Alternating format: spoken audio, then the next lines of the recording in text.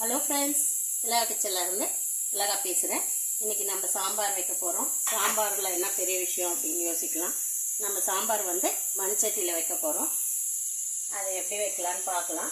முன்னாடி இந்த அழாக்கில் பருப்பு எடுத்துருக்கேன். ஒரு அழாக்கு பருப்பு எடுத்து ஊற போட்டு வேக வச்சுருக்கேன். பருப்பு வேகுது. முள்ளங்கி சாம்பார் வைக்க போகிறேன். முள்ளங்கி எடுத்துருக்கேன். தக்காளி 3 எடுத்துருக்கேன். கருவேப்பிலை, ஒரு பச்சை மிளகாய், வெங்காயம் 2 எடுத்துருக்கேன். இப்போ விசில் வந்தோடனே மண் சட்டியில் சமைக்கலாம். வாங்க பார்க்கலாம்.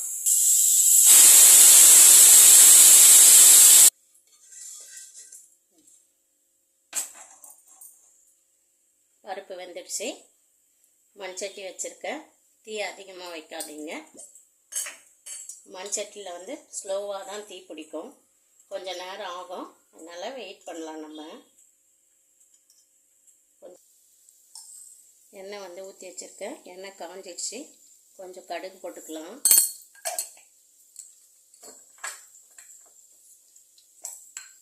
கொஞ்சம் உளுந்து போட்டுக்கலாம்.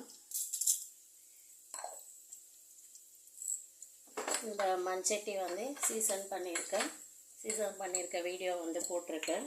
வேணுன்றவங்க அதில் செக் பண்ணிக்கோங்க. கொஞ்சம் சீரகம் போட்டுடலாம்.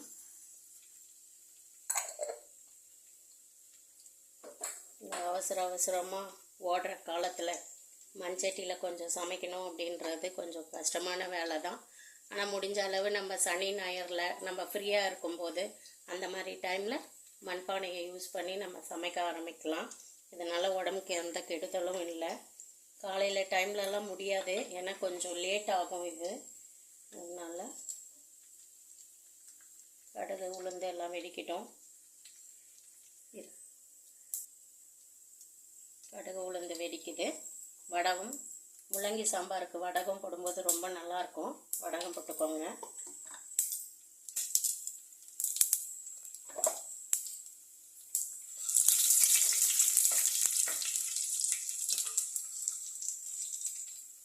காஞ்ச மிளகாய்,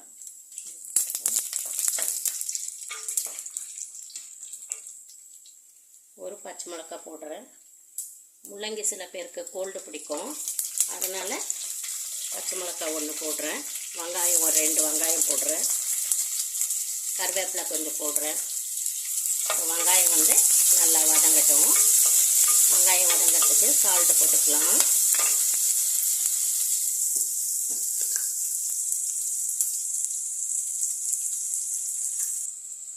வெங்காயம் வதங்கிச்சு பாருங்கள். முதல்ல மண்சட்டி சூடாக தான் டைம் எடுக்கும்.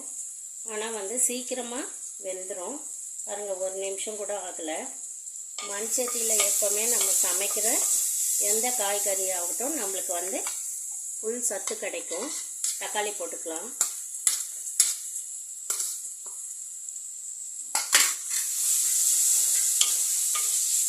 தக்காளி விதை எடுத்துட்டு மேலே இருக்க டாப்பை எடுத்துட்டு போட்டுக்கலாம்.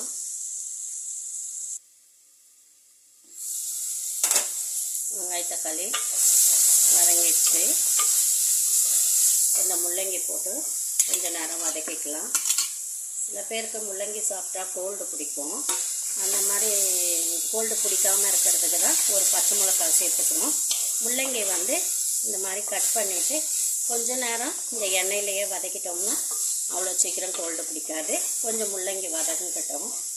வதங்கினோடனே பார்க்கலாம். வெங்காயம், தக்காளி, முள்ளங்கி எல்லாம் வதங்கிச்சு பாருங்கள். ஆனால் சீக்கிரம் ஆகிடுது. ஃபஸ்ட்டு சூடு ஏற தான் கொஞ்சம் டைம் எடுக்குது. நம்ம குழம்புக்கு தேவையான மிளகாய் தூள் போட்டுக்கலாம். உங்கள் காரத்துக்கு ஏற்ற மாதிரி நீங்கள் போட்டுக்கோங்க. நான் ஒரு 4 டீஸ்பூன் மிளகாய் தூள் போடுறேன்.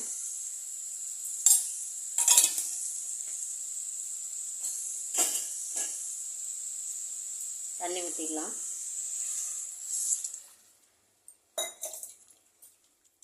தேவையான அளவு தண்ணி ஊற்றிக்கலாம். முள்ளங்கி வேகட்டும். கொஞ்சம் தண்ணி ஊற்றிக்கிறேன். காய் வேகட்டும் கொஞ்ச நேரம். பருப்பு கடைஞ்சி வச்சுருக்கேன். பக்கம் சாம்பார் நல்லா கொதிக்குது. காய் காய் வெந்துடுச்சா பார்க்கலாம்.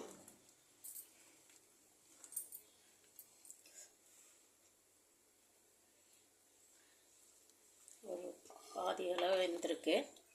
இந்த மாதிரி நேரத்துலையே கொஞ்சம் பருப்பை ஊற்றிடலாம். அதோட அப்படியே சேர்ந்து கொதிப்போம்.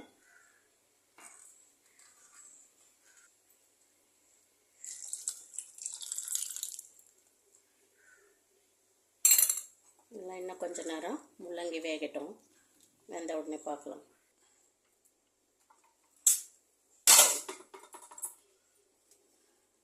காய் வெந்துடுச்சான்னு பார்க்கலாம். காய் வெந்துடுச்சு.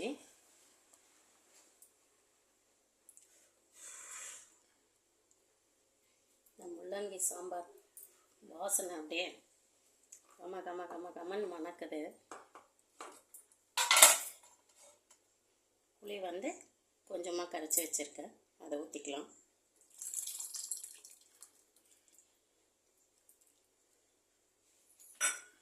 ஏதோ சொல்லுவாங்களே, இவ செய்கிறான்றதுக்காக இவ வைக்கிற சாம்பார் மட்டும் மணக்குது அப்படின்னு நினைக்காதீங்க.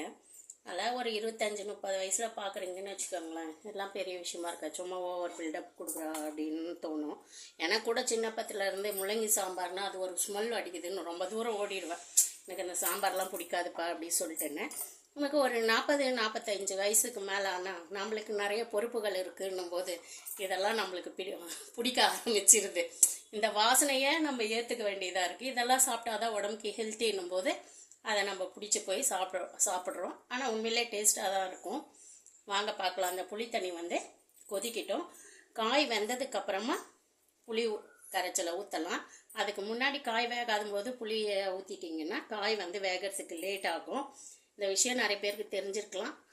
இது ஒரு பெரிய விஷயமானு சொல்லலாம். ஆனால் அதை பற்றி கவலை இல்லை, தெரியாதவங்களுக்கு யூஸ் ஆகும் இல்லைங்களா, அதனால் சொல்கிறேன். இப்போ இந்த புளி இதை வந்து நல்லா கொதி வரட்டும், வெயிட் பண்ணலாம்.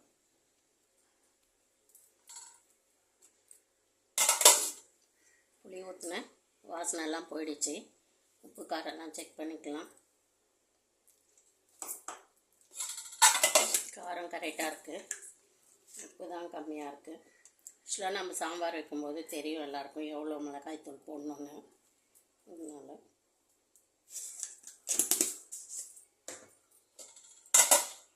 நல்லா மிக்ஸ் பண்ணிக்கலாம்.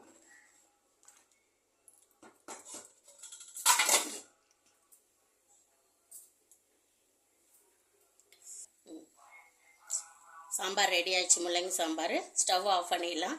மேலே பிள்ளை கொத்தமல்லி தழை இருந்தால் போட்டுக்கோங்க. என்கிட்ட கொத்தமல்லி தழை இல்லை. ஸ்டவ் ஆஃப் பண்ணிட்டேன் பாருங்கள்.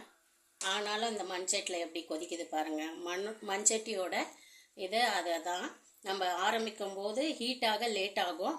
ஸ்டவ் ஆஃப் பண்ண உடனேயும் இன்னும் எப்படி கொதிக்குது பாருங்கள். இதை ஆஃப் பண்ணியிருக்கேன் பாருங்கள், எவ்வளோ நேரம் கொதிக்குது பாருங்கள். இதுலேயே கொஞ்சம் சில டைம் வெந்துடும். அதனால் மண்சட்டியில் பண்ணும்போது வந்து நம்ம முன்னாடியே கூட ஆஃப் பண்ணிடலாம். எவ்வளோ நேரம் கொதிக்குது பாருங்கள். இப்போ முள்ளங்கி சாம்பார் ரெடி ஆயிடுச்சு. இந்த வீடியோ பிடிச்சிருந்தா லைக் பண்ணி, ஷேர் பண்ணி, கமெண்ட் பண்ணுங்கள். நீங்களும் ஹெல்த்தியான சாம்பாரை வச்சு மண்சட்டியில் சாப்பிடுங்க. ஓகே, பாய்.